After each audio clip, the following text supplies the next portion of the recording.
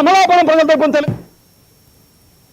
ఆదిలాబాద్ జిల్లాలోని నిరుద్యోగులకు ఉద్యోగాలు ఇప్పిస్తానని డబ్బులు వసూలు చేసిన కేటుగాడిని పోలీసులు అరెస్టు చేశారు. నిందితుడు కృష్ణ ఆదిలాబాద్ జిల్లాలో 300 మందిని మోసం చేసినట్లు గుర్తించారు. ఇక నిందితుడిపై 16 కేసులున్నట్లు గుర్తించామని పోలీసులు తెలిపారు. ప్రజలను మోసం చేసిన వ్యక్తులను ఎంతటి వారినైనా సరే ఉపేక్షించేది లేదని జిల్లా ఎస్పీ వెల్లడించారు. ప్రతి ఒక్కరూ చట్ట ప్రకారం శిక్ష తప్పదన్నారు. ఉద్యోగాలు ఇప్పిస్తామని ఎవరైనా అంటే తమకు సమాచారం ఇవ్వాలన్నారు.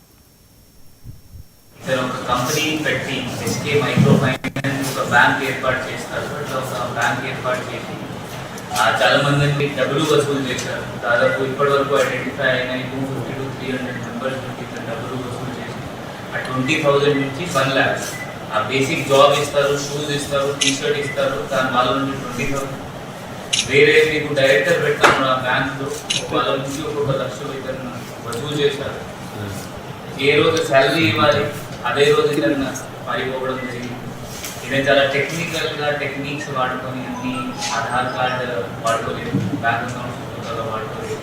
కొన్ని మంది ఇతను ముందు వాళ్ళకి ఫస్ట్ రిక్రూట్ చేశారు. ఆ కమిషనింగ్ ఏజెంట్స్ లాగా లేకపోతే కౌన్సిలర్ లాగా అండ్ వాళ్ళకి వాళ్ళ అకౌంట్స్ వాడుకొని ఇతను మొత్తం మనీ రొటేషన్ అండ్ అన్ని ఖర్చు ఏమైనా ఎక్స్పెండిచర్ ఉన్నారో అది చేశారు. ఈ బౌన్సర్ పెట్టడం, మంచి మంచి వెహికల్లో తిరగడం, ఇతను ఫస్ట్ ఇదే ఇట్లా జనాలకి మూమాటాలో పెట్టాలి ఇట్లా అది చేశారు. ఒక ఇద్దరు బౌన్సర్స్ పెట్టి ఇద్దరు గన్మెన్లా పెట్టి బండిలో తిరగడం, బయట జనాలకి చెప్పడం నేను ఎన్ఆర్ఐ, నేను బయట నుండి వచ్చాను, జనాలకి మూసిపోయారు.